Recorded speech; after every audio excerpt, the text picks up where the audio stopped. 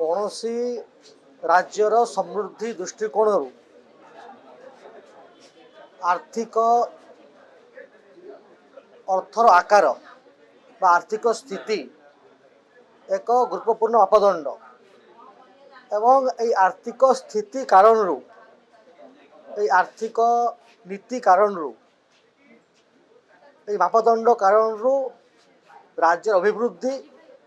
लोकों अभिवृद्धि एवं राज्यर समृद्धि निर्भर करे। आज ओडिशा सरकार तरफ ओडिशा अर्थनैतिक सर्वे रिपोर्ट प्रकाश पाई एवं एथिरु स्पष्ट आपण बारी हे पड़ुची जदि आपण देखिबे ताहेले आपण निश्चित भाव लक्ष्य करिवे जे 2025-26 रे ओडिशार अर्थनीतिर आकार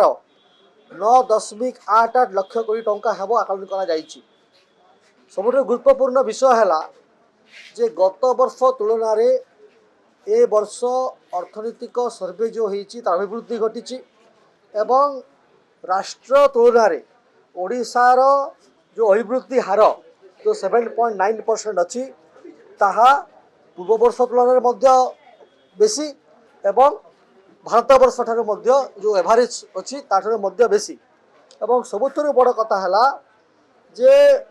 मुंड पिछा आय वर्तमान 1,86,761 टंका अच्छी जहाँ पूर्व वर्ष तुलन में 9% वृद्धि घटी। खाली सेतिकी नुहे आपण जो क्षेत्र में देखिए से शिल्प क्षेत्र हो से कृषि क्षेत्र हो से आपण आनुषंगिक व्यवस्था क्षेत्र हो पर्यटन क्षेत्र हो इंडस्ट्री क्षेत्र हो सबु क्षेत्र में अर्थनैतिक मापदंड वृद्धि पाई जहाँ अर्थनैतिक सर्वे कारण स्पष्ट हो बारी पड़ुची एवं ये रिपोर्ट आपण पाखरे समस्त पाखरे अभिवृद्धि अच्छी एवं एथिरु जो कथा देखिए जे लेबर फोर्स पार्टिसिपेशन रेट जो गोटे बहुत इंपोर्टेंट विषय ताहा पाखापाखि अभिवृद्धि घटी 64.5% को जाइए जहाँ नेशनल एवरेज जो अच्छी ताठू खूब बेसी एवं आपण जदि देखिए ताहले इंडस्ट्री सेक्टर रे मध्य खूब बेसी अभिवृद्धि घटी। आपण जदि देखिए तो ओडिशा द्रुत गति रे आर्थिक विकास क्षेत्र आग को जाउची। विरोधी जो